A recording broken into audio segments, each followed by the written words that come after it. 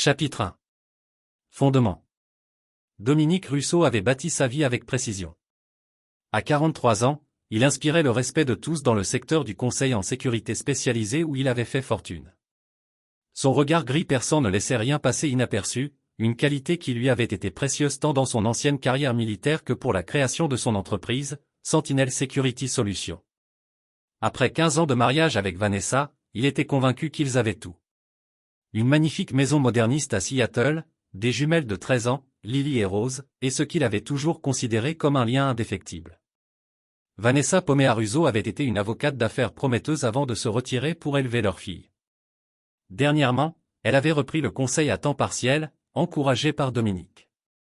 Sa beauté éclatante avait à peine pâli avec le temps.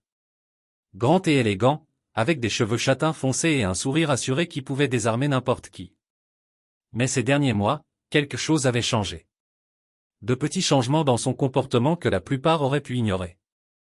Mais Dominique n'était pas comme les autres. Ils s'étaient rencontrés lors d'un gala de charité, alors que Dominique créait son entreprise de sécurité après avoir quitté les opérations spéciales. Vanessa, alors étoile montante de son cabinet d'avocat, avait été attirée par son assurance tranquille et le danger subtil qui semblait émaner de lui, même en costume sur mesure. Pour Dominique, elle incarnait tout ce qui manquait à sa vie d'ombre et de violence, de gaieté et de sophistication. « Je rentre demain », avait dit Dominique lors de leur appel vidéo depuis Dubaï, où il avait passé les 6 dernières semaines à superviser une importante installation de sécurité pour un client. « J'ai organisé quelque chose de spécial pour notre anniversaire. » Le sourire de Vanessa n'atteignit pas tout à fait ses yeux. « C'est merveilleux. Tu manques aux filles. » Rien qu'aux filles. Son ton était léger, mais il observait sa réaction avec la même attention qu'autrefois pour les évaluations des menaces dans les zones de combat.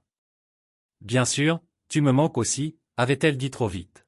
« On a juste été très occupés ici. » Après avoir raccroché, Dominique ouvrit son ordinateur portable et vérifia le traceur GPS de la voiture de Vanessa. Un dispositif de sécurité qu'il avait installé sur tous les véhicules familiaux des années auparavant, grâce à Vanessa. Leur déplacement du mois précédent était révélateur.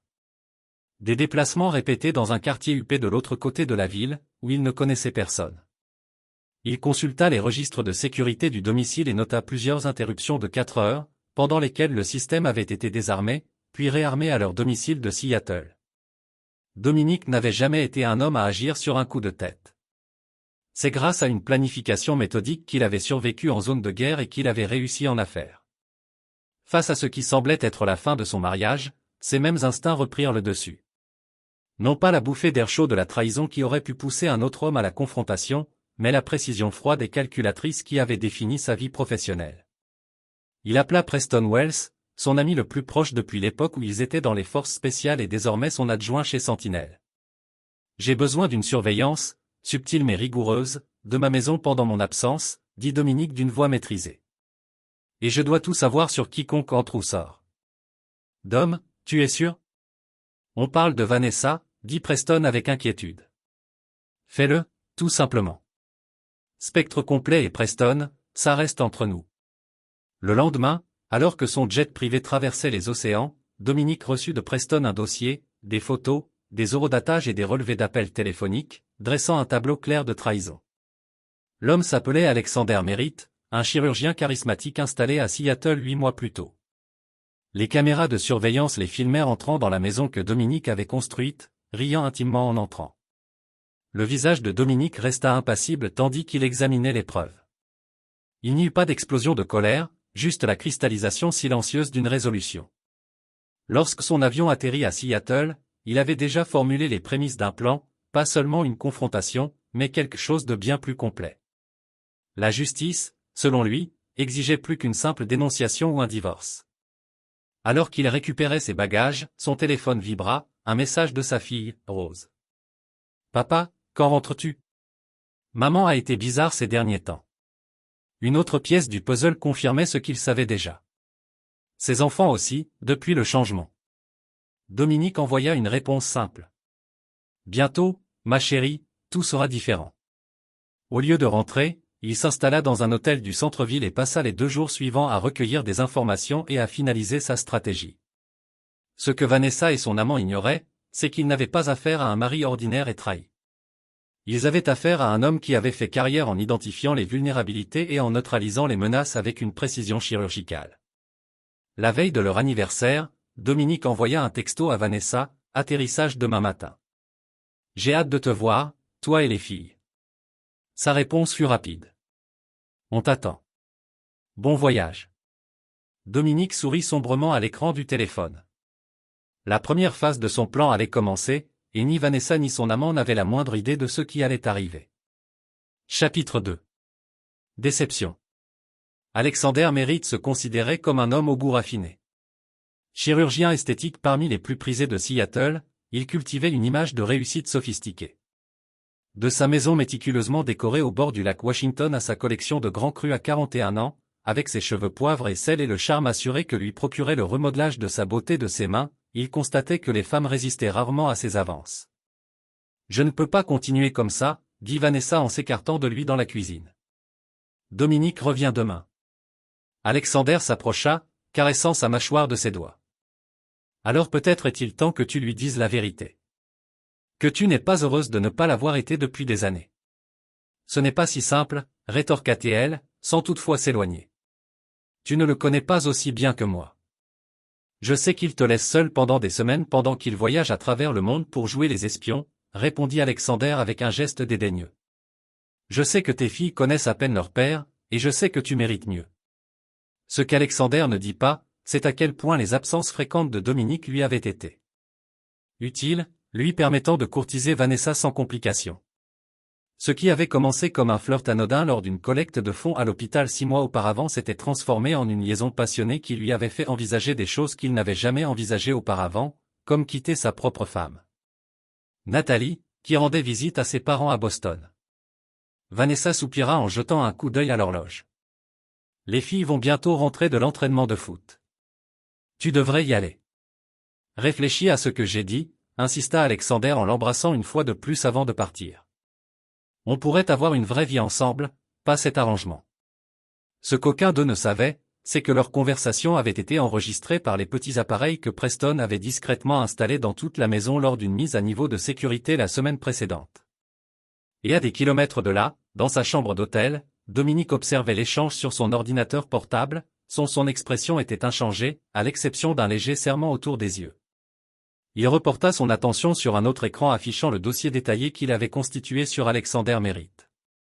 Le chirurgien avait la réputation de fréquenter ses patientes avant même de rencontrer Vanessa, avait été cité dans 2 procès pour faute professionnelle rapidement réglés et menait un train de vie qui semblait légèrement au-dessus de ses revenus considérables. Plus intéressant encore, sa femme Nathalie était issue d'une famille aisée et contrôlait les finances familiales. Le téléphone de Dominique a sonné. Preston. Tout est en place, dit Preston sans préambule. Les comptes offshore sont actifs. La piste numérique mène exactement où vous le souhaitez et la documentation semble authentique. Mesdames, en êtes-vous sûr? Une fois que nous aurons commencé, j'en suis sûr, interrompit Dominique. Ils ont fait leur choix. Maintenant, ils en subiront les conséquences. Le lendemain matin, Dominique embarqua pour Dubaï, non sans avoir lancé la phase suivante de son plan.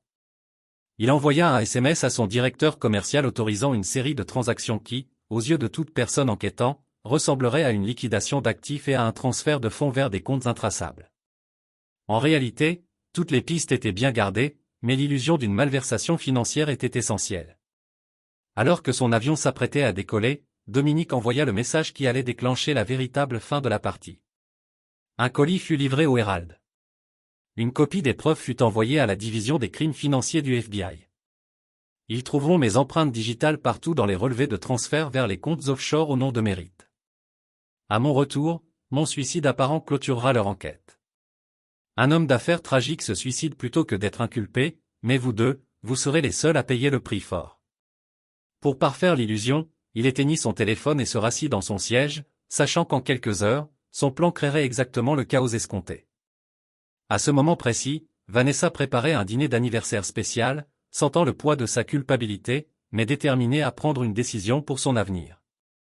Les filles étaient ravies du retour de leur père, discutant des cadeaux qu'elle lui avait faits et des activités familiales qu'elles avaient prévues.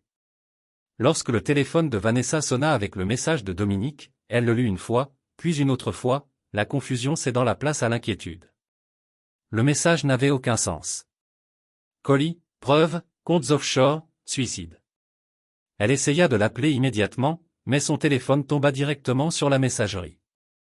Paniquée, elle appela Alexander, qui accourut malgré le risque d'être vu. Ensemble, ils tentèrent de déchiffrer ce que Dominique voulait dire, de plus en plus affolé par l'impossibilité de le joindre. Était-il vraiment au courant pour nous, demanda Alexander, son assurance habituelle vacillant. Ce n'est pas la question, rétorqua Vanessa. Il parle de se suicider et de nous faire porter le chapeau. Il faut le retrouver. Ils passèrent des heures à appeler désespérément les aéroports, le bureau de Dominique, des amis susceptibles de savoir où il se trouvait. À la tombée de la nuit, alors que le dîner d'anniversaire refroidissait sur la table et que les filles regagnaient leur chambre, confuses et déçues, Vanessa était au bord de l'hystérie. Elle appela sa sœur Mélodie, qui vint immédiatement les aider à s'occuper des filles pendant que Vanessa et Alexander poursuivaient leurs recherches frénétiques. Ce qu'ils ne réalisaient pas, c'est que chaque appel, chaque SMS paniqué, chaque tentative désespérée de localiser Dominique était surveillée, créant un enregistrement de comportement qui apparaîtrait plus tard comme profondément compromettant aux yeux des observateurs extérieurs. Et dans la cabine de première classe d'un avion au-dessus du Pacifique, Dominique Russo examinait les derniers détails d'un plan qui commençait à peine à se concrétiser. Chapitre 3. Dénouement. Les 24 heures suivantes sombrèrent dans le chaos pour Vanessa et Alexander. Leurs tentatives pour joindre Dominique restèrent féodales. De plus en plus désespérée, Vanessa contacta finalement la police pour signaler la disparition de son mari, mais on lui répondit qu'il ne pourrait agir avant un délai plus long. Pendant ce temps, Alexander commençait à recevoir d'étranges appels de son bureau. Apparemment, des agents fédéraux posaient des questions à son sujet. « C'est insensé », dit Alexander en arpentant le salon de Vanessa après minuit. « Je n'ai jamais eu de relation financière avec votre mari. Ces comptes offshore n'existent pas. Il doit y avoir une explication, insista Vanessa, la voix manquant de conviction. Dominique ne disparaîtrait pas comme ça. La sonnette retentit, les surprenant tous les deux. Vanessa ouvrit et trouva Preston Wells sur le pas de sa porte, l'air grave. J'ai essayé de joindre Dom, dit-il en entrant et en regardant Alexander avec une suspicion évidente. L'entreprise est en pleine tourmente. Des agents fédéraux ont saisi des ordinateurs au bureau aujourd'hui. Ils disent qu'il y a des preuves de blanchiment d'argent. C'est ridicule, protesta Vanessa. Dominique a bâti cette entreprise à partir de rien. Il ne le ferait jamais. Ils ont des documents. Preston l'interrompit, sortant son téléphone pour leur montrer les gros titres déjà publiés en ligne. Sécurité mobile sous enquête pour crimes financiers et Russo fortune liée à des comptes offshore. Alexander Pald. Quel rapport avec moi? Son message mentionnait mon nom. Preston plissa les yeux. Et tu es un ami, intervint rapidement Vanessa. Il m'aide à retrouver Dominique. Un ami? Preston répéta son ton, indiquant clairement qu'il savait exactement qui était. Alexander. Eh bien, mon ami, je ne sais pas à quoi vous jouez, mais il existe une trace écrite qui vous relie à des comptes aux îles Caïmans. Des comptes qui ont récemment reçu des millions de dollars des avoirs de Sentinelle. C'est impossible, explosa Alexander. Vraiment? Rétorqua froidement Preston. Parce que le FBI ne semble pas le croire. Après le départ de Preston, promettant de continuer à chercher Dominique, Vanessa s'effondra sur le canapé, le visage entre les mains. Que se passe-t-il? Rien de tout cela n'a de sens. Le téléphone d'Alexander sonna. Sa femme Nathalie appelait de Boston, affolée après avoir reçu la visite du FBI. Il disait, « Tu as volé de l'argent, tu l'as blanchi par l'intermédiaire d'une société de sécurité. » Ils m'ont montré des relevés bancaires, Alex, des transactions portant ta signature. Au matin, Mélodie, la sœur de Vanessa, arriva de nouveau et trouva Vanessa encore éveillée, entourée de documents financiers et de vieux emails, cherchant désespérément tout ce qui pourrait expliquer ce qui se passait. « Tu dois me dire ce qui se passe vraiment, » insista Mélodie. Les filles sont terrifiées. Elles savent que leur père a disparu et qu'il y a un problème. Avant que Vanessa puisse répondre, son téléphone sonna, un numéro inconnu. Elle répondit sur haut-parleur. « Madame Russo, ici l'inspecteur Lawrence de la police de Seattle. Nous avons trouvé la voiture de votre mari abandonnée près du pont Frémont. Il y avait un mot dans le véhicule. » L'inspecteur marqua une pause. « Je pense que vous devriez venir au poste. » Le monde semblait s'effondrer sous les pieds de Vanessa. Un mot? Que disait-il? C'est Dominique. Nous ne l'avons pas encore localisé, madame. Mais vu le contenu du mot et l'emplacement du véhicule, nous considérons qu'il s'agit d'un possible suicide. Je suis vraiment désolé. Après avoir raccroché, Vanessa se retourna et trouva ses filles debout dans l'embrasure de la porte, le visage blême de stupeur. Lily serrait si fort les mains de sa sœur que ses jointures étaient blanches, tandis que les yeux de Rose se remplissaient de larmes. « Maman !» La voix de Lily se brisa. « Papa est mort ?»« Non, ma puce. Ils ne l'ont pas retrouvé. » Vanessa se précipita pour les prendre dans ses bras. « Il y a juste une certaine confusion en ce moment. Je suis sûr qu'il va bien. » Mais ses assurances sonnèrent creux, même à ses propres oreilles. Alors qu'elle tenait ses filles en sanglots dans ses bras, son téléphone s'alluma avec un SMS d'Alexander. « Des agents du FBI viennent de m'emmener pour un interrogatoire. Que leur avez-vous dit à notre sujet ?» Devant la maison des Russo, une berline sombre était garée de l'autre côté de la rue. Son seul occupant observait par la vitre la vie de la famille qui commençait à s'effondrer. L'observateur passa un appel. « Phase terminée », rapporta-t-il. Ils réagissent exactement comme prévu. À des kilomètres de là, dans un chalet privé sur une propriété isolée des Cascades, Dominique Russo reçut la mise à jour et hocha la tête avec satisfaction. Sur la table devant lui se trouvaient des dossiers détaillés sur sa femme, son amant et tous ceux qui joueraient un rôle dans ce qui allait arriver. À côté des dossiers se trouvait un téléphone jetable, prêt pour la prochaine étape de son plan. « Bien, » répondit-il. Début de la phase 2. Chapitre 4, Révélation. 48 heures après la disparition de Dominique, Vanessa était assise dans l'austère salle d'interrogatoire de haut-commissariat de police de Seattle, sentant les murs se refermer sur elle. L'inspectrice Laurence, une femme impassible au regard calculateur, posa des photos sur la table. Vanessa entrant chez elle avec Alexander Merritt. Tous deux s'enlaçant dans l'embrasure de la porte, horodatée quelques jours seulement avant la disparition de Dominique. « Vous m'avez dit que le docteur Merritt était un ami qui vous aidait à retrouver votre mari, » dit l'inspectrice Laurence d'un ton neutre. « Vous n'avez pas mentionné qu'il était un visiteur fréquent chez vous pendant les déplacements de votre mari. » L'avocat de Vanessa, retenu à la hâte la veille, intervint. « Les relations personnelles de ma cliente ne sont pas pertinentes pour la disparition de son mari. Elles le deviennent. » L'inspectrice rétorqua. « Lorsque nous trouvons une lettre de suicide désignant spécifiquement le docteur Merritt comme l'homme ayant une liaison avec sa femme, elle en glissa une photocopie sur la table, une note apparemment écrite de la main de Dominique. Je ne peux pas supporter l'humiliation de la ruine financière et des poursuites pénales. La trahison de ma femme et d'Alexander Merritt a tout emporté. Je suis désolé pour la douleur que cela causera à mes filles. Elles méritent mieux que moi. » Vanessa fixait le papier, l'esprit en ébullition. L'écriture semblait authentique, mais les mots, elles avaient tout tort. Ce n'était pas Dominique. Il n'abandonnerait jamais ses filles, il ne s'avouerait jamais vaincu de cette façon. C'est impossible. Balbutia-t-elle. Le FBI a découvert une sacrée trace écrite, continua l'inspecteur Laurence. Votre mari semble avoir transféré des fonds de l'entreprise via une série de sociétés écrans, et curieusement, plusieurs comptes sont liés au docteur Merritt. Pouvez-vous expliquer cela? Non, il n'y a aucun lien entre eux. Vanessa perdit finalement contenance. Dominique n'était même pas au courant. Elle s'arrêta, mais c'était trop tard.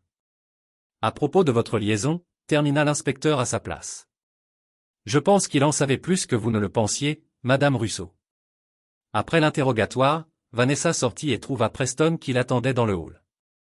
Ils m'ont interrogé pendant 5 heures, dit-il doucement en se dirigeant vers le parking. Ils pensent que j'ai peut-être aidé Dom à cacher des biens. Ils ont gelé les comptes de l'entreprise, saisi des documents, tout ce que nous avons construit en 15 ans. Preston, vous devez me croire, plaida Vanessa. Quelque chose ne va pas, Dominique ne se suiciderait pas. Et ce stratagème financier qu'ils décrivent. Ça n'a pas de sens. L'expression de Preston se durcit. Ce qui n'a pas de sens, Vanessa, c'est que tu amènes ton amant chez Dom, dans son lit. Sa voix resta basse, mais vibrante de colère. Quoi qu'il se passe, tu l'as dit en mouvement. Alors que Preston s'éloignait, le téléphone de Vanessa sonna, un SMS d'un numéro inconnu. Vérifie tes emails. Son sang se glaça. Les mêmes mots que dans le dernier SMS de Dominique. Les doigts tremblants, elle ouvrit son email et trouva un message sans objet contenant seulement une adresse et une heure. 2216 Lakezit Drive, 20h. Venez seul si vous voulez des réponses. L'adresse correspondait à une luxueuse propriété au bord du lac, récemment vendue. D'après l'annonce immobilière, Vanessa leva rapidement les yeux. Contre son bon sens, contre le conseil explicite de son avocat de n'avoir aucun contact non autorisé avec les personnes impliquées dans l'affaire, Vanessa décida de partir. À 20h précises, elle s'approcha de la structure moderniste de verre et d'acier, de son intérieur. La lumière était faible. La porte d'entrée était déverrouillée. À l'intérieur, l'espace minimaliste ne contenait que quelques meubles et un grand écran mural. Lorsqu'elle entra dans le salon, l'écran s'alluma automatiquement. Le visage de Dominique apparut, non pas en direct, mais dans une vidéo enregistrée. Il avait l'air calme, maître de lui, si douloureusement familier que Vanessa en eut le souffle coupé. « Bonjour, Vanessa. » L'enregistrement commença. « Si vous regardez ça, vous avez compris que les apparences sont trompeuses. Je ne suis pas morte. Je n'ai pas détourné d'argent ni créé de comptes offshore. Je n'ai pas écrit de lettre de suicide. » Il se pencha vers la caméra, ses yeux gris intenses. « Mais pour l'instant, tout le monde croit que oui. Tout le monde croit que j'ai découvert ta liaison avec Alexander, volé des millions à ma propre entreprise, puis, submergé par la honte et la trahison, sauté du pont Frémont. » Vanessa s'affaissa sur une chaise à proximité, ses jambes ne pouvant plus la soutenir. « Ce que tu ressens maintenant, continua Dominique, c'est la destruction de tes certitudes. Tout ce que tu croyais solide. Ta réputation, ta relation avec Alexander, ta sécurité financière, même ta liberté, te file entre les doigts. Dans les jours à venir, tu comprendras ce que ça fait. Le FBI enquête actuellement sur toi et Alexander. Ils ont trouvé des preuves suggérant que tu étais au courant des stratagèmes financiers. Peut-être même que tu as contribué à les orchestrer pour m'éliminer et prendre le contrôle de mes biens. La police monte un dossier selon lequel vous pourriez être impliqué dans mon suicide. Peut-être même que tu l'as fait croire après un événement plus sinistre. » L'expression de Dominique resta étrangement calme. Rien de tout cela n'est vrai, bien sûr, mais le prouver sera difficile, surtout les preuves continuaient de s'accumuler. Il marqua une pause, et pendant un instant, une sorte de douleur sincère traversa son visage. « Tu as fait un choix, Vanessa. Tu as invité un autre homme chez nous, dans la vie que nous avons construite. Tu as laissé nos filles sentir que quelque chose n'allait pas sans avoir le courage de me dire la vérité. Alors maintenant, j'ai fait mon choix aussi. » L'écran devint noir un instant, puis un compte à rebours s'afficha. 72 heures, s'écoulant seconde après seconde. La voix de Dominique continua pendant le compte à rebours. Tu as 3 jours. 3 jours pendant lesquels ta vie continuera de se défaire d'une manière que tu ne peux imaginer. À la fin de ces 3 jours, je te recontacterai pour te donner des instructions. Si tu vas à la police avec cet enregistrement, si tu essaies de révéler mon plan avant qu'il ne soit mis à exécution, je disparaîtrai définitivement et tu subiras les conséquences de tout ce qui a été mis en place. La vidéo s'arrêta, ne laissant que le compte à rebours à l'écran. Vanessa resta figée, son esprit luttant pour assimiler ce qu'elle avait vu. Dominique était vivant. Il était au courant. Une liaison, et il détruisait systématiquement sa vie en guise de punition. Elle se leva enfin pour partir. Son téléphone vibra, un appel de sa sœur arriva. « Vanessa, tu dois rentrer immédiatement. Le FBI est là avec un mandat de perquisition. Ils saisissent les ordinateurs, les dossiers, tout. Et Vanessa, ils posent des questions aux filles sur toi et Alexander. Ils demandent quand papa a découvert la liaison. » Dehors, Vanessa ne remarqua pas la petite caméra qui filmait sa sortie, transmettant les images à un serveur sécurisé où Dominique Russo observait en temps réel. Son visage éclairé par plusieurs écrans surveillant le chaos qu'il avait orchestré. À côté de lui, Preston hocha la tête en signe d'approbation. « À toi de jouer, Dom. » « Et maintenant ?» Dominique se tourna vers son ami, l'air résolu. « On lui montre à quel point ma vengeance peut être complète. Appelez la femme d'Alexander. Il est temps qu'elle apprenne toute la vérité sur son mari. » Chapitre 5. Dévastation. Alexander Merritt était assis en face de son avocat dans une salle de conférence stérile du bureau du FBI. Son assurance habituelle était remplacée par une assurance à peine maîtrisée. Panique. Ils ont ma signature sur des documents de transfert pour des comptes dont je n'ai jamais entendu parler, dit-il en passant la main dans ses cheveux ébouriffés. Ils ont des courriels entre moi et Dominique Russo, à propos de partage de bénéfices issus de ces stratagèmes. Des courriels que je n'ai jamais envoyés. Comment est-ce possible? Son avocate, une femme aux traits anguleux spécialisée dans la criminalité en col blanc, leva les yeux du dossier. La piste médico-légale est convaincante, docteur Mérite. Ces courriels proviennent de votre compte hospitalier. Les signatures correspondent à des échantillons prélevés dans votre cabinet médical. Et des témoins affirment vous avoir vu rencontrer Russo à plusieurs reprises. C'est impossible. Je n'avais jamais rencontré cet homme avant qu'Alexander ne s'arrête brusquement. Jusqu'à quand exactement, insista l'avocat. Alexander hésita jusqu'à sa disparition. Pendant que Vanessa cherchait à le retrouver. L'expression de l'avocate indiquait clairement qu'elle ne le croyait pas. L'accusation soutiendra que Yu et Vanessa Russo n'avaient pas seulement une liaison, mais qu'ils complotaient pour éliminer son mari après avoir utilisé son expertise financière pour détourner des millions. Et maintenant qu'il est vraisemblablement mort, vous seriez libre de profiter de l'argent et de l'autre. C'est insensé, protesta Alexander. J'ai mon propre argent. Mon cabinet vaut des millions. Il valait des millions, corrigea l'avocat. Le Conseil de l'Ordre des médecins a suspendu votre licence dans l'attente d'une enquête.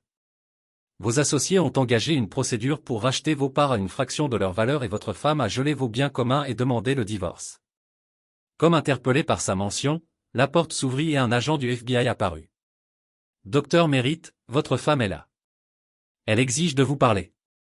Nathalie Mérite entra, sa petite silhouette vibrant de fureur.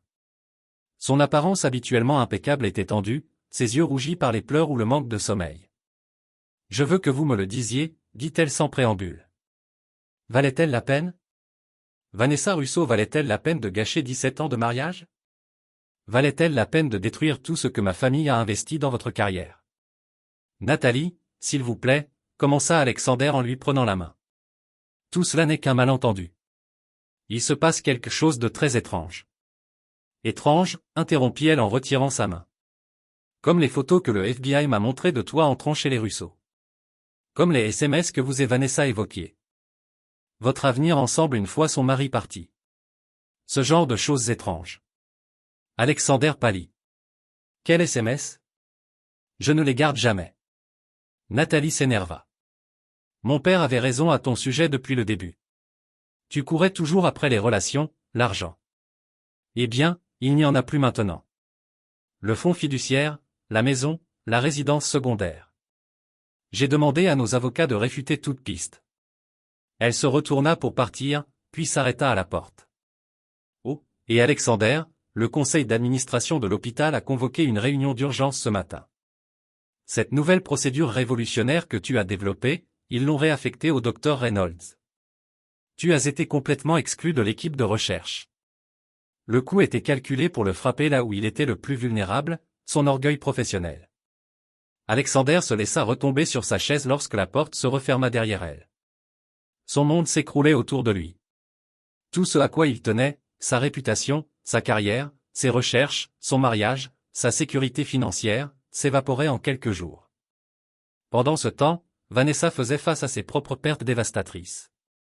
De retour de la maison au bord du lac, où elle avait visionné la vidéo de Dominique, elle trouva des agents du FBI en train de terminer leurs recherches, tandis que des cartons de matériel étaient chargés dans des camionnettes. Ses filles observaient la scène, les yeux écarquillés, accrochés à leur tante Mélodie. « Maman, ils ont pris nos ordinateurs, dit Rose d'une voix rauque. Ils nous ont demandé si nous savions que le docteur Alex était ton petit ami. » Vanessa sentit le sol se dérober sous elle. « Que as-tu dit? » On leur a dit que c'était juste ton ami, répondit Lily. Son expression était un mélange de confusion et d'accusation. Mais ce n'est pas juste ton ami, n'est-ce pas? C'est pour ça que papa est parti. Avant que Vanessa puisse formuler une réponse, son téléphone sonna. Le directeur de l'école. Dans le chaos, elle avait oublié les réunions parents-professeurs prévues ce soir-là. La voix de la directrice, d'une distance professionnelle, expliqua qu'étant donné la situation actuelle, l'école préférait que Vanessa s'abstienne de venir sur le campus pour le moment. Les filles pourraient continuer à venir, mais Mélodie pourrait peut-être se charger des dépôts et des ramassages pour minimiser les perturbations.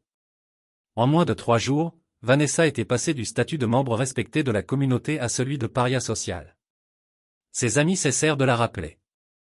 Le conseil d'administration de l'association caritative qu'elle présidait lui demanda de prendre un congé. Ses propres parents, retraités en Arizona, l'appelèrent pour exprimer leur profonde déception et suggérer que les filles restent avec eux jusqu'à ce que la situation se calme. Ce soir-là, tandis que Melody aidait à coucher les filles épuisées, Vanessa était assise seule dans sa cuisine, regardant le compte à rebours sur son téléphone, un lien web qu'elle avait reçu après avoir quitté la maison au bord du lac. Il restait un peu plus de 48 heures. Sa sonnette retentit, s'attendant à d'autres mauvaises nouvelles. Peut-être un autre policier ou un agent fédéral, elle fut surprise de retrouver Preston Wells sur le pas de sa porte. « Puis-je entrer » demanda-t-il d'un ton plus doux que lors de leur dernière rencontre. À l'intérieur, il observa le désordre laissé par la perquisition du FBI. « Je te dois des excuses, dit-il finalement. Je sais ce que Dominique fait. » Vanessa le fixa, l'espoir et la suspicion s'agitant en elle. « Tu lui as parlé. Tu sais qu'il est vivant. » Preston hocha la tête. « Il m'a contacté hier. Il m'a tout raconté. Comment il a découvert la liaison? Comment il a orchestré tout ce scénario? Alors tu dois m'aider à arrêter ça. » Vanessa pressa le FBI, la police. « Il pense qu'Alexander et moi étions impliqués dans un vol d'argent, peut-être même dans la mort de Dominique. Il monte un dossier contre nous. C'est exactement ce que Dom veut. » Répondit Preston d'un ton neutre.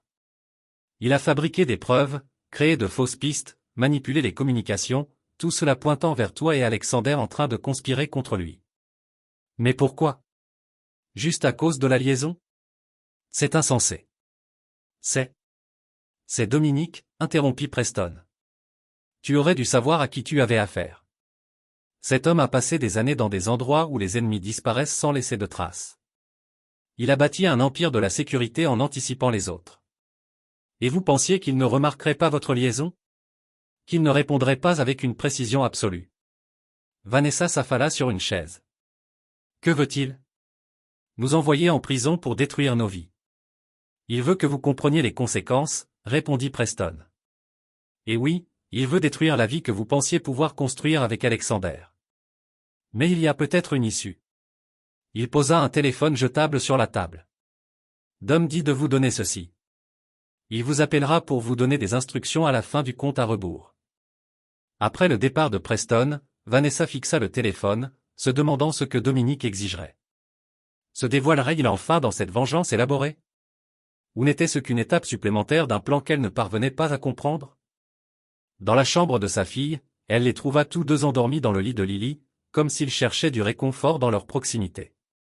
En regardant leurs visages, si semblables à ceux de leur père au repos, Vanessa ressentit une vague de honte. Quoi qu'elle ait fait, quelle que soit son erreur, ses enfants en souffraient. Le compte à rebours de son téléphone a poursuivi sa progression implacable. 47h22 et 15 secondes. 47h22 et 14 secondes. 47h22 et 13 secondes. Dans son refuge de montagne, Dominique a regardé plusieurs écrans suivre les retombées de son plan. L'un a montré qu'Alexander était traité pour la libération du FBI interrogateur. En l'air Omar est brisé. Un autre a affiché des mises à jour en temps réel sur les progrès de l'enquête. Un tiers a surveillé les réactions des médias sociaux alors que la nouvelle du scandale se propage dans leur communauté. Impressionnant, a commenté Preston, qui avait rejoint Dominique après avoir quitté Vanessa. Mais quelle est la fin de partie ici? Vous ne pouvez pas les garder pendant pour toujours. L'expression de Dominique est restée illisible. Le compte à rebours n'est que le début. Quand il atteindra 0, ils seront confrontés à leur choix final. Et les filles? Preston a demandé avec soin, comment s'intègre-t-il dans ce plan? Pour la première fois, un scintillement d'émotion a traversé le visage de Dominique. Ils connaîtront la vérité assez tôt. Tout cela. Chapitre 6. Désespoir. Alors que le compte à rebours plongeait en dessous de 24 heures, Vanessa et Alexander avaient atteint le point de rupture. Aucun des deux n'avait dormi correctement à quelques jours, tous deux regardant leur vie se désintégrer à une vitesse horrible. Ils se sont arrangés pour se rencontrer dans un petit café à la périphérie de la ville. Loin des médias qui avaient commencé à camper à l'extérieur de leurs deux maisons après la rupture de l'histoire dans les journaux du matin. Le suicide de Security Mobile est lié au détournement et à la trahison. Alexander est arrivé en premier, presque méconnaissable dans une casquette de baseball tirée sur son visage, son apparence normalement vierge remplacée par des joues coupées et des vêtements froissés. Lorsque Vanessa s'est glissée dans le stand en face de lui, il leva à peine les yeux. « J'ai tout perdu », a-t-il dit sans préambule. « Ma pratique, mes recherches, mon mariage. » Le conseil médical convoque une audience officielle la semaine prochaine. Je perdrai probablement ma licence de façon permanente. La propre apparence de Vanessa s'était détériorée de la même manière, ses cheveux se sont retirés avec négligence, des cercles sombres sous ses yeux, portant les mêmes vêtements qu'elle avait la veille. « Il est vivant », dit-elle tranquillement, jetant un coup d'œil pour s'assurer qu'il n'était pas entendu. Dominique a tout mis en scène. Le détournement, le suicide, tout cela. C'est une vengeance élaborée pour notre affaire. Alexander la regarda. « Comment le savez-vous » Elle a expliqué la vidéo, le compte à rebours, le téléphone en brûleur que Preston avait livré. Avec chaque détail, l'expression d'Alexandre est passée de l'incrédulité à l'horreur naissante. « Mon Dieu » murmura-t-il finalement. Le niveau de planification, les ressources nécessaires. Il a orchestré cela depuis des semaines, peut-être des mois. Il sait tout sur nous, a confirmé Vanessa. Des choses que je ne lui ai jamais dit. Détails sur notre relation. Il a dû nous avoir sous surveillance. Nous devons aller aux autorités. Alexander a insisté. Dites-leur qu'il est vivant. Que tout cela est fabriqué. Avec quelle preuve? Vanessa a contré. La vidéo. C'est parti. Il a joué une fois et s'est supprimé. Le téléphone du brûleur. Il n'a pas encore reçu d'appel. Pendant ce temps, le FBI a des montagnes de preuves contre nous. Preuves que Dominique a plantées. Alexander passa une main dans ses cheveux ébouriffés. Il doit y avoir quelque chose que nous pouvons faire. Nous ne pouvons pas attendre qu'il détruise ce qui reste de nos vies. Peut-être. Vanessa hésita. Peut-être que nous devrions nous séparer. Distancez-nous les uns des autres. Montrez-lui que nous avons mis fin aux choses. Vous pensez que c'est ce qu'il veut? Pour que nous rompons. Je ne sais pas ce qu'il veut. Craqua Vanessa, son sang-froid craquant enfin. Mes filles me parlent à peine. Ma sœur pense que j'aurais pu être impliqué dans la disparition de mon mari. Je ne peux pas accéder à nos comptes bancaires. Je suis sur le point d'être inculpé pour des délits financiers que je n'ai pas commis et tout le monde parce qu'elle a cessé de terminer la peine parce que vous vous êtes impliqué avec moi. Alexander a fini pour elle, sa voix creux. Leur conversation a été interrompue par le téléphone de Vanessa avec une alerte de nouvelles. Elle l'a ouvert pour trouver une histoire de rupture du Seattle Herald. Journal privé des consultants en sécurité manquants exclusifs révèle une profondeur de trahison. L'article citait de manière approfondie de ce qui était prétendument le journal personnel de Dominique, détaillant sa découverte de l'affaire, ses soupçons croissants sur les irrégularités financières impliquant sa femme et son amant, et sa dépression en spirale. Ce n'est pas réel, a chuchoté Vanessa, scannant l'article. Dominique n'a jamais tenu de journal. Il leur nourrit ses histoires.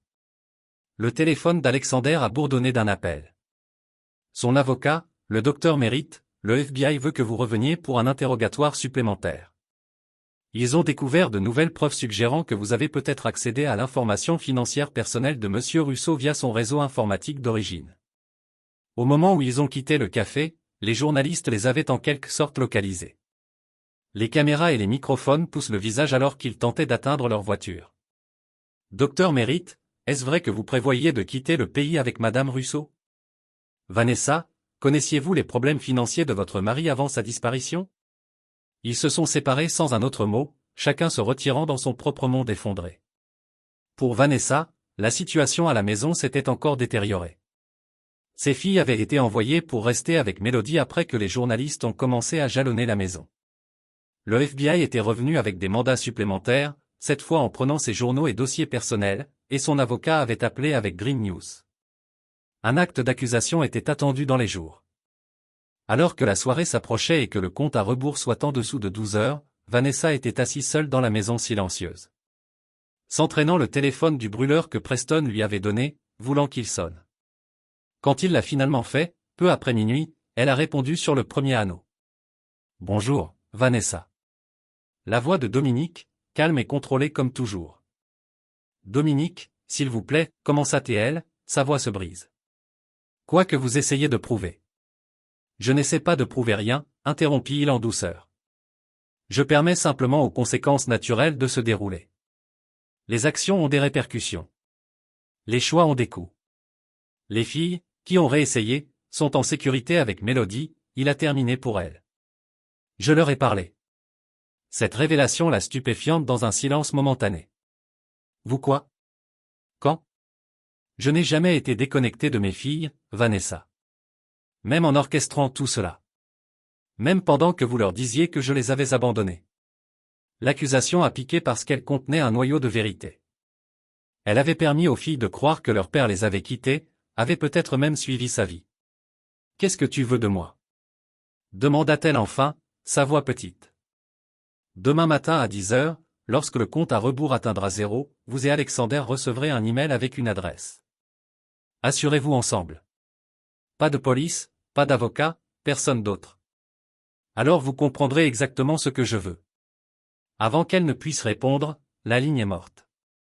Vanessa était assise immobile, le téléphone se pressa toujours vers son oreille, des larmes coulant sur son visage. Dans la maison vide, entourée par les restes de la vie qu'elle pensait être la sienne, elle faisait face à la vérité qui avait de plus en plus clairement évolué chaque jour. Elle n'avait jamais vraiment connu l'homme qu'elle a épousé. La profondeur de sa capacité de rétribution calculée ne faisait que devenir claire. Elle a envoyé un texto à Alexander à propos d'eux. L'appel de Dominique. Sa réponse a été immédiate. Nous n'avons pas le choix.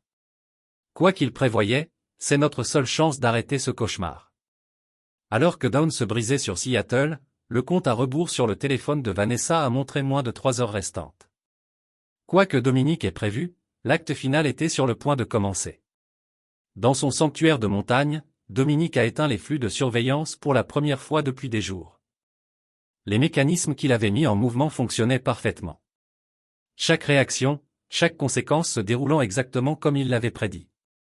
Il était maintenant temps pour la confrontation qu'il planifiait méticuleusement depuis le moment où il avait découvert la trahison de sa femme. « Êtes-vous sûr de ça ?» demanda Preston, regardant son ami se préparer à partir. Dominique hocha la tête, son expression implacable. Ils ont passé leur temps au purgatoire. Maintenant vient le jugement. Chapitre 7. Confrontation. À 10 heures, alors que le compte à rebours atteignit 0, Vanessa et Alexander ont reçu des emails identiques ne contenant qu'une adresse de rue à la périphérie de Seattle et un code de porte. L'emplacement s'est avéré être un entrepôt non marqué dans un quartier industriel. Son extérieur inquiet à l'exception du système de sécurité avancé protégeant l'entrée. Ils sont arrivés séparément, mais à presque le même moment, les deux ressemblant à des ombres de leur ancien moi après des jours de stress et d'humiliation publique. Alexander avait conduit sa Porsche plus âgée plutôt que la Tesla qui avait été repris la veille. Vanessa est arrivée dans un Uber, après avoir fait saisir son propre véhicule comme un actif potentiel dans l'enquête sur la fraude. Devrions-nous appeler quelqu'un? Dites-le où nous sommes. Demanda nerveusement Alexander en s'approchant du bâtiment. Vanessa secoua la tête. Il le saurait. Il semble tout savoir.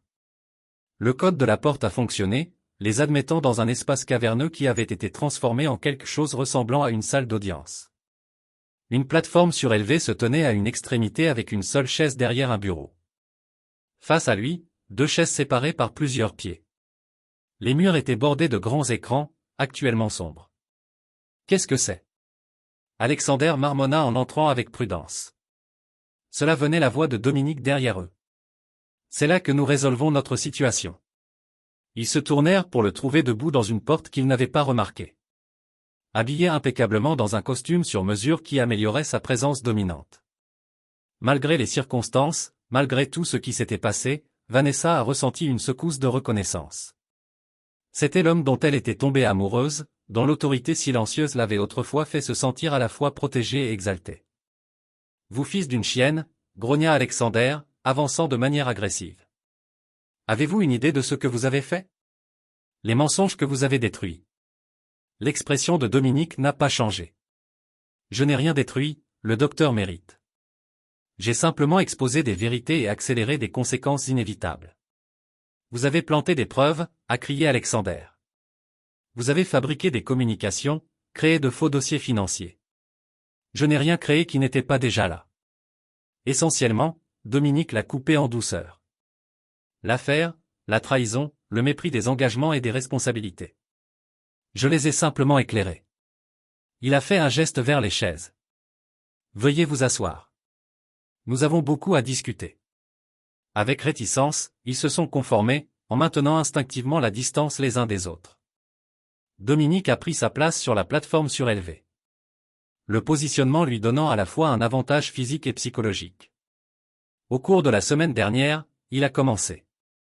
Vous avez connu une fraction de ce que j'ai ressenti lorsque j'ai découvert votre affaire.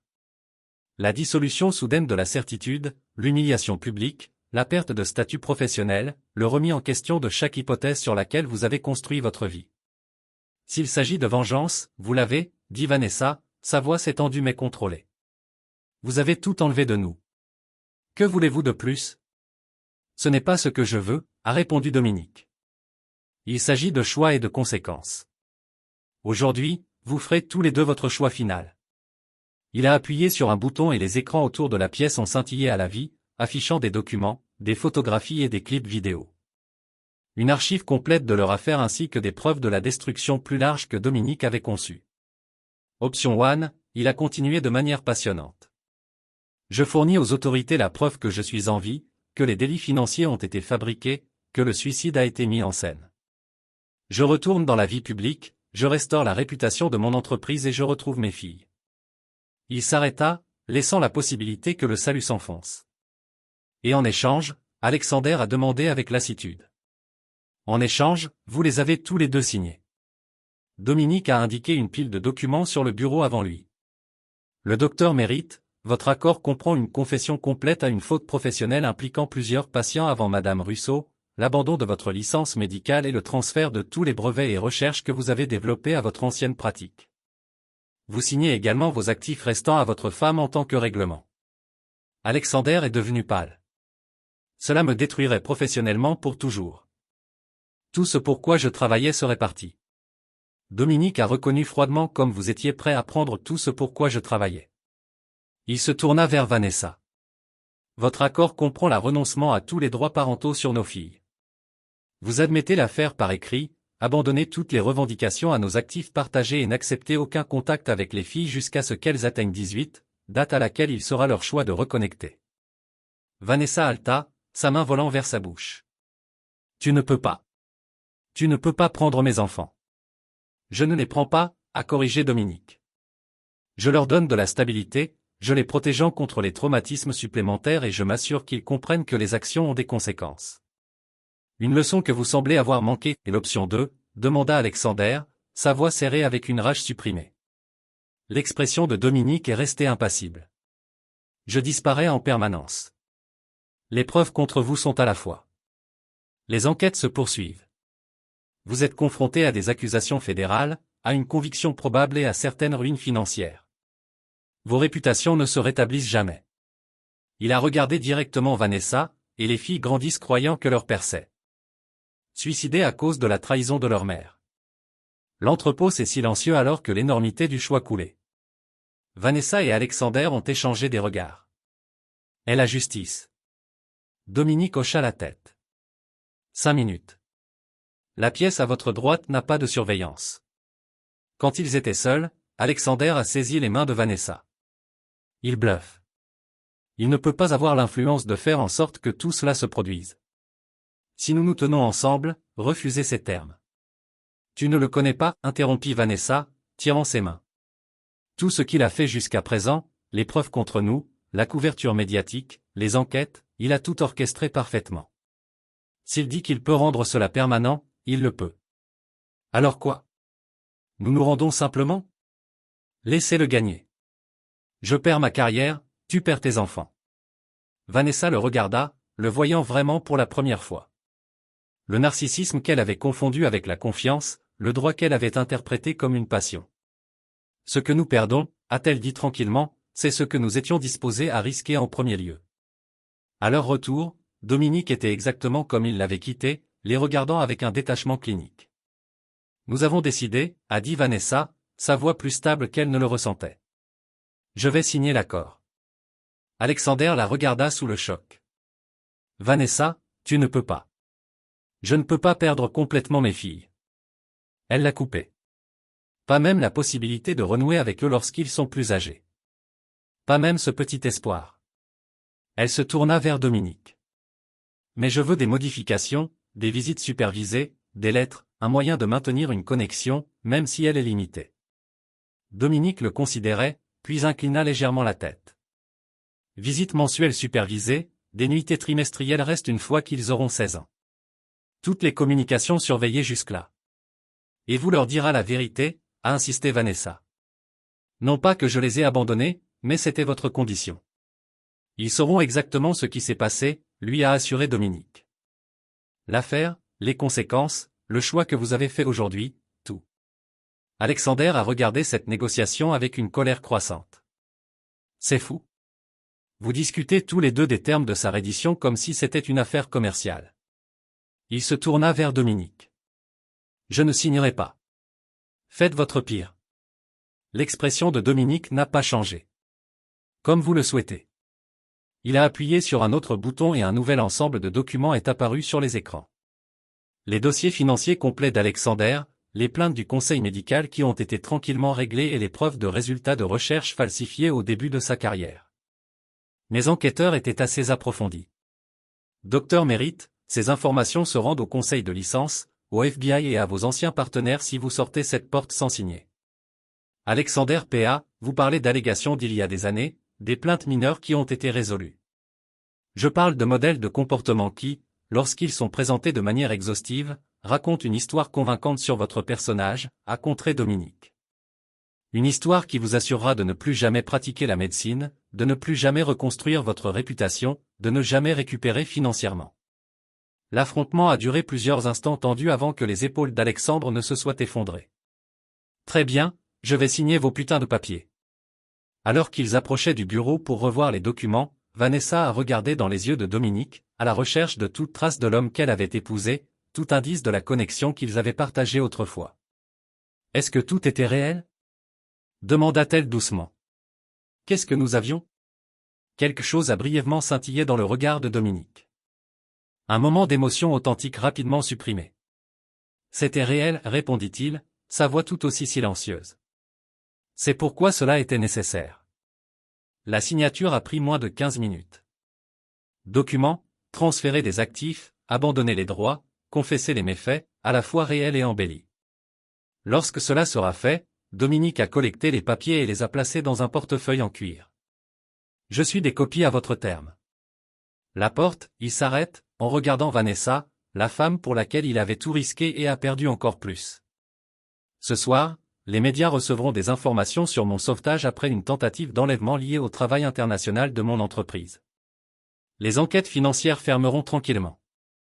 Votre réputation restera endommagée mais pas pénalement responsable. Et nous, demanda-t-elle, faisant un geste entre eux. Qu'est-ce qui devient de nous? Il n'y a pas de nous, Vanessa, dit-il sans inflexion. Il y a moi et mes filles qui construisent une nouvelle vie. Et vous avez face aux conséquences de vos choix. Alors qu'il se tourna pour partir, Vanessa l'appelait. Vous avez pensé à tout ce qui est prévu pour chaque éventualité. Mais avez-vous considéré ce que cette vengeance vous coûtera? Qu'est-ce qu'il vous fera? Dominique s'arrêta, le dos toujours vers elle. Ce n'était pas une vengeance, Vanessa. C'était la justice. La différence est importante. Puis il était parti, la laissant seule dans l'espace en écho avec rien d'autre que les restes de la vie qu'elle avait détruite. Chapitre 8. Résultat. 3 mois après la confrontation de l'entrepôt, Dominique s'est assis dans son bureau à domicile en examinant les contrats de sécurité tout en surveillant un flux vidéo de la visite supervisée de Vanessa avec les filles dans un établissement neutre à travers la ville. Les filles étaient réservées mais civiles. La conversation a guéri mais sans hostilité ouverte. Progrès d'une sorte. Preston est entré sans frapper, leur amitié s'était approfondie du creuset des événements récents. Le Conseil a approuvé l'expansion de Londres, a-t-il rapporté. Sentinel est officiellement international. Dominique hocha la tête, son attention encore partiellement sur le flux vidéo.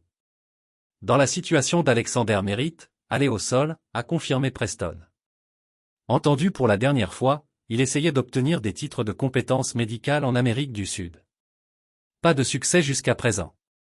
Votre documentation l'a suivi. Bon, dit simplement Dominique. Preston regarda le moniteur montrant Vanessa et les filles. Comment tiennent-ils? Les filles? Dominique soupira. La première fissure de sa façade composée. Ils sont résilients. En colère parfois. Confus en thérapie, ce qui aide. Il s'arrêta. Ils manquent leur mère, bien qu'ils ne me l'admettent pas. Et toi? Comment tenez-vous? Dominique a finalement détourné les yeux de l'écran. J'ai fait ce qui était nécessaire. Conserver ce qui compte. Preston a étudié attentivement son ami. Ce n'est pas une réponse, Dom. Avant que Dominique ne puisse répondre, sa ligne privée a sonné. Le directeur de l'école Rose s'était battu, défendant l'honneur de sa famille contre les ragoûts et les insinuations. Troisième incident ce mois-ci. Pourrait-il venir pour une conférence? Après avoir raccroché, Dominique regarda le téléphone. Le contrôle soigneusement construit qu'il a maintenu soudainement insuffisant. Il paie pour ma justice, a-t-il admis tranquillement. Les filles, elles portent le poids de ce qui s'est passé. Les enfants le font toujours, a observé Preston. Peu importe comment nous essayons de les protéger. Ce soir-là, après que les filles se sont endormies, Dominique s'est retrouvé à revoir les archives numériques de son opération contre Vanessa et Alexander. Les images de surveillance, les preuves fabriquées, la manipulation des médias, toutes exécutées avec une précision militaire. Ce qui l'avait rempli de satisfaction froide le laissait maintenant creux. Son téléphone a sonné avec un texte de Vanessa. Rose m'a parlé du combat à l'école. Elle a besoin que tu sois son père, pas son avenger. Le message a frappé une force inattendue. Tout au long de l'opération, tout au long du démantèlement minutieux de la trahison de sa femme, Dominique avait maintenu la distance émotionnelle, analysant, calculant, exécutant. Maintenant, au lendemain, cette distance devenait plus difficile à maintenir, surtout en ce qui concerne ses filles. Le lendemain matin, il a pris 2 décisions. Tout d'abord, il s'est arrangé pour déplacer la famille vers le nouveau siège social de Sentinelle, un nouveau départ des chuchotements et des escaliers qui ont suivi les filles à l'école et dans la communauté. Deuxièmement, il a modifié l'accord avec Vanessa, permettant un contact plus régulier avec les filles, reconnaissant que sa justice parfaite était imparfaite pour les enfants pris dans son exécution. Lorsqu'il a informé Vanessa de ces changements lors de sa prochaine visite supervisée, elle l'a étudié avec surprise et quelque chose comme la compréhension. Vous faites la paix avec, a-t-elle observé. Pas la paix, a-t-il corrigé. Ajustement. Le grand Dominique Russo ajustant son plan parfait. Un fantôme de leur ancienne intimité a fait surface dans son ton. Son expression est restée illisible. Le plan a atteint son objectif. Maintenant, nous nous adaptons à la réalité qu'il a créée. Alors qu'il regardait les filles jouer à travers la pièce, Vanessa a posé la question qui l'avait hanté pendant des mois. Avez-vous déjà envisagé le pardon? Même pendant un moment, Dominique était silencieux pendant si longtemps qu'elle pensait qu'il pourrait ne pas répondre. Enfin, il se tourna vers elle, ses yeux gris clairs et directs. Le pardon n'a jamais été une option, dit-il tranquillement. Non pas parce que je ne pouvais pas le donner, mais parce que cela aurait été dénué de sens. Certaines trahisons modifient la nature fondamentale d'une relation. Il n'y a pas de retour en arrière, seulement en avant dans quelque chose de différent. Et que sommes-nous maintenant, Dominique? Qu'est-ce que votre justice a rendu nous? Coparents, répondit-il sans hésitation. Rien de plus, rien de moins. Le reste, notre histoire, la trahison, les conséquences, qui appartient au passé. Alors que les filles s'approchaient, mettant fin à leur conversation privée, Vanessa avait l'impression distincte que malgré tout, malgré le démantèlement systématique de sa vie, malgré la perte de son mariage et les contraintes de sa relation avec ses filles, Dominique lui avait montré une sorte de miséricorde. Il aurait pu l'effacer complètement de la vie de leurs enfants. Au lieu de cela, il avait laissé une porte ouverte, étroite même si elle pourrait l'être. Ce n'était pas le pardon. Ce n'était pas une réconciliation, mais c'était quelque chose. Et pour l'instant, cela devrait être suffisant. Le calcul d'Alexander Merritt s'est déroulé différemment. Sa tentative de reconstruction dans un autre pays a pataugé contre la documentation complète que Dominique avait distribuée. Son ex-femme Nathalie, armée de preuves de sa faute professionnelle et personnelle, a obtenu un règlement de divorce qui lui a laissé presque rien. Les anciens collègues ont évité l'association. Ses recherches ont été attribuées aux autres et la réputation qu'il avait cultivée si soigneusement désintégrée en plus de réparer. 6 mois après la confrontation de l'entrepôt, il est retourné à Seattle pour faire une dernière tentative de rédemption, demandant une réunion avec Dominique via Preston. Ils se sont rencontrés dans le bureau de Dominique au siège social de Sentinel. Le contraste entre stark. Dominique dans son costume sur mesure projetant la puissance et le contrôle. Alexandre dans les vêtements de Rack qui pendaient vaguement sur son cadre. Son comportement autrefois confiant remplacé par la démission vaincue. « J'ai tout perdu », a déclaré Alexander sans préambule. « Ma carrière, ma réputation, mon avenir. Vous avez gagné complètement. Je ne suis pas là pour mendier la miséricorde, mais pour comprendre pourquoi si soigneusement. Pourquoi ne pas simplement ramener votre femme et vos enfants, divorcer, passer à autre chose?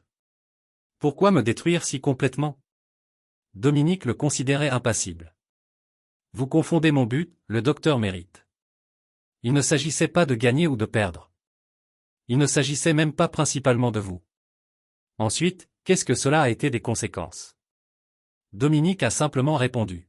« Tout au long de votre vie, vous avez fonctionné comme si vos actions existaient isolément, trahissant la confiance des patients, manipulant des collègues, utilisant des femmes, y compris ma femme. Vous n'avez jamais fait face à de véritables conséquences.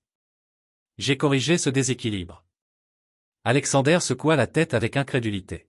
« Tout cela, la destruction de ma carrière, mon mariage, ma vie, juste pour m'apprendre une leçon sur les conséquences. Pour ne pas vous enseigner, » a clarifié Dominique. Pour les appliquer, la leçon était accessoire. Et avez-vous examiné les conséquences de vos propres actions? Alexander a contesté les dommages à vos filles, le traumatisme que vous avez causé. Pour la première fois, quelque chose comme le doute a traversé les caractéristiques de Dominique. Chaque jour, il a admis tranquillement. J'aborde ces conséquences maintenant en les éloignant, en essayant de dépasser ce que vous avez fait, en leur donnant un nouveau départ, Dominique a corrigé. Et en s'assurant qu'ils comprennent que la justice ne se sent pas toujours propre ou simple. Alexander rit amèrement. Justice? C'est ce que vous appelez cette vendetta? Appelez cela ce que vous aimez, docteur Mérite. Les résultats restent les mêmes. Dominique Rose, indiquant que la réunion était terminée. Je ne conseillerais pas à nouveau à Seattle. Il ne vous reste plus rien ici. Alors qu'Alexander se tourna pour partir, Dominique a ajouté, une dernière chose. Les preuves que j'ai compilées concernant votre inconduite passée, elles existent. Dans un coffre-fort numérique sécurisé avec des instructions de libération. Si vous essayez de reconstruire votre pratique ou de vous reconnecter avec Vanessa, considérez que votre conséquence finale. Seul après le départ d'Alexandre, Dominique se tenait à la fenêtre de son bureau donnant sur les toits de Seattle. En 2 jours, lui et les filles partaient pour Londres, mettant un océan entre eux et les conséquences de son plan méticuleusement exécuté. Tout avait continué comme conçu. Vanessa avait fait face aux conséquences de sa trahison tout en conservant un accès limité à leur fille. Alexander avait été professionnellement et personnellement détruit, et Dominique avait maintenu le contrôle tout au long, sans jamais perdre de vue son objectif. Pourtant, alors que la nuit tombait sur la ville, alors qu'il envisageait la nouvelle vie qu'il créait pour lui-même et ses enfants, Dominique a reconnu la vérité qu'il avait évitée. La justice parfaite et la paix parfaite ne pouvaient pas coexister. Il avait atteint le premier au détriment de ce dernier. Le calcul avait été correct, l'exécution impeccable, mais le coût humain, en particulier pour Lily et Rose, est resté une équation non résolue. C'était un calcul qu'il devrait affronter, non pas dans l'environnement contrôlé de sa planification, mais dans la réalité désordonnée d'élever des filles façonnées par les choix de leurs parents et la nature impitoyable de leur père. Alors qu'il se détournait de la fenêtre, le téléphone de Dominique était sonné avec un texte de Rose. « Papa, pouvons-nous parler quand tu rentres à la maison? À propos de maman, à propos de tout. » La justice avait été rendue. Maintenant est venue la partie la plus difficile. Apprendre à vivre avec ses conséquences. Chapitre 9. Résolution. 5 ans se sont écoulés avec le flux de temps inexorable, apportant des changements à la fois anticipés et imprévus. Londres avait fourni le nouveau départ que Dominique recherchait pour sa famille. Sentinel Security se transformant dans une entreprise mondiale sous sa direction continue. Les filles, maintenant âgées de 18 ans, étaient devenues de jeunes femmes avec l'esprit analytique de leur père et une sagesse durement gagnée au-delà de leurs années. Rose, Latwin le plus franc, avait canalisé son expérience dans le plaidoyer, créant un réseau de soutien pour les enfants de divorce et de traumatisme familial dans son université. Lily, plus silencieuse mais également déterminée, étudiait la psychologie avec des plans pour devenir un thérapeute spécialisé dans les systèmes familiaux. Tous deux ont maintenu le contact convenu avec leur mère. La relation passant des communications obligatoires à quelque chose qui approche un lien authentique, mais toujours avec l'ombre du passé entre eux. Vanessa avait reconstruit sa vie avec la détermination du patient. Après les conséquences initiales de la justice orchestrée de Dominique, elle était revenue en droit, spécialisée dans la médiation familiale, un choix éclairé par sa propre expérience. Elle ne s'est jamais remariée, n'a jamais poursuivi une autre relation sérieuse, sa concentration plutôt sur la reconstruction professionnelle et le maintien de son lien ténu avec ses filles. Alexander Merritt s'était moins bien résisté. Incapable de pratiquer la médecine, sur liste noire à partir de postes de recherche, sa tentative d'écrire un mémoire de persécution avait été bloquée par les accords juridiques qu'il avait signés dans l'entrepôt. Les derniers rapports l'ont placé en enseignant l'anatomie de base dans un collège communautaire en Arizona, une ombre pâle du chirurgien qui avait autrefois commandé des salles d'opération et des équipes de recherche. Le 18e anniversaire des Twins, Dominique a organisé une petite célébration à leur domicile de Londres. Alors que la soirée blessait et que les invités partaient, il a trouvé Rose seule sur la terrasse surplombant les tables. « Joyeux anniversaire », a-t-il dit, la rejoignant à la balustrade. « Merci, papa. » Elle sourit, l'expression la faisant ressembler momentanément à Vanessa. C'était une bonne fête. Ils se tenaient dans un silence confortable pendant un moment avant que Rose ne reparle. « Lily et moi parlons. Nous voulons passer une partie de l'été à Seattle avec maman. » Dominique hocha la tête, après avoir prévu cette demande. « Vous avez 18 ans maintenant. L'accord ne limite plus votre contact avec elle. »« Ce n'est pas pourquoi je vous le dis, » dit Rose, se tournant pour lui faire face directement. « Je vous le dis parce que nous voulons que vous veniez avec nous. Ne pas rester avec maman évidemment, mais être là pour enfin mettre tout cela au repos. » L'expression de Dominique est restée neutre, mais intérieurement, il a ressenti une secousse de surprise. « Je ne pense pas que ce soit nécessaire. » « C'est, » a insisté Rose. « Pour nous, sinon pour toi, papa. Nous avons vécu avec les conséquences de ce qui s'est passé pendant 5 ans. Nous en avons parlé en thérapie, les avons traités les uns avec les autres, en avons discuté avec maman lors de nos visites. La seule personne qui n'en parle jamais vraiment est vous. » Sa franchise était un trait qu'elle avait hérité de lui, celui qu'il appréciait généralement, mais trouva maintenant difficile. À quoi servirait-il ? Il a demandé. Clôture, a-t-elle répondu simplement. Pas la réconciliation, pas le pardon, juste l'achèvement. Nous commençons l'université à l'automne, commençant notre vie pour adultes. Nous ne voulons pas porter cette entreprise inachevée avec nous. Des rides plus profondes se creusèrent autour de ses yeux. La même présence imposante, mais avec quelque chose d'autre maintenant, quelque chose qui aurait pu être une question de perspective. « Tu travailles toujours dans la justice, Dominique ?» demanda-t-elle doucement. Il comprit immédiatement ce qu'elle voulait dire. « Non », répondit-il au bout d'un moment. « J'ai trouvé que ça ne réglait pas autant les choses que je l'aurais cru. »« Et pourtant, tu recommencerais » observa-t-elle. Pas une question, mais une affirmation. « Oui », confirma-t-il sans hésitation, mais peut-être avec quelques ajustements. L'honnêteté entre eux semblait nouvelle, libérée du prétexte de leur mariage ou du calcul de sa vengeance. Ce n'était ni pardon ni réconciliation, mais c'était authentique, une nouvelle forme de vérité entre deux personnes qui avaient autrefois tout partagé, puis l'avaient systématiquement détruit. Les filles veulent qu'on dîne tout ensemble avant de partir. Vanessa dit, juste un repas pour elle. Dominique réfléchit à la demande, supposant sa résistance instinctive face au désir clairement exprimé de sa fille. Un dîner, finit-il par accepter. Pour eux, le repas eut lieu dans un restaurant neutre la semaine suivante. D'abord gêné, il s'est progressivement apaisé à mesure que les filles prenaient le dessus, partageant des anecdotes de Londres et leurs projets d'université. En les observant, constatant leur dynamisme et leur résilience, Dominique ressentit un sentiment inattendu d'accomplissement. Justice avait été rendue, son contrôle maintenu, mais ses filles avaient en quelque sorte transcendé le récit qu'il avait élaboré, créant leur propre solution à partir des ruines des choix de leurs parents. Alors que la soirée touchait à sa fin et qu'elle s'apprêtait à partir, Lily surprit tout le monde en levant son verre. À la fin, dit-elle simplement, et à l'avenir. Ils burent tous à cet effet, même Dominique, reconnaissant sans un mot que si le passé ne pouvait être ni effacé ni pardonné, il pouvait peut-être enfin être enterré. Devant le restaurant, tandis qu'ils attendaient leurs voitures respectives, Vanessa toucha brièvement le bras de Dominique. « Pour ce que ça vaut, dit-elle doucement. Je ne leur ai jamais dit que tu étais cruel ou injuste. Je leur ai dit que tu étais exactement celui que tu as toujours été, un homme qui exigeait des conséquences pour toute trahison. Ils le comprennent maintenant, même s'ils ne sont pas entièrement d'accord avec tes méthodes. » Dominique hocha la tête, acceptant cette affirmation. « Et Alexander ?» demanda-t-il la première fois qu'il prononçait ce nom à voix haute depuis des années. « Je ne l'ai pas revu ni reparlé depuis ce jour-là à l'entrepôt. » Vanessa répondit sincèrement, « Quoi que nous pensions avoir, ça n'a pas survécu à la suite. » À l'arrivée de sa voiture, Dominique fit face à son ex-femme une dernière fois. « Au revoir, Vanessa. »« Au revoir, Dominique, » répondit-elle. Et ils comprirent tous deux que c'était bel et bien la fin, non seulement de leur conversation, mais aussi de l'étrange suspense qui régnait entre eux depuis la confrontation de l'entrepôt 5 ans plus tôt.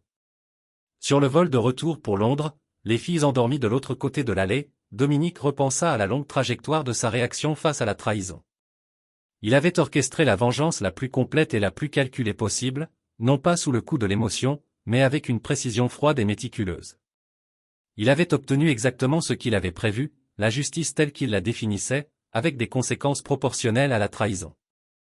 Pourtant, assis dans le silence de l'avion, à regarder ses filles dormir, il reconnut que ce qu'il n'avait pas anticipé, c'était la façon dont la justice, une fois rendue, se transformerait, non pas en regret.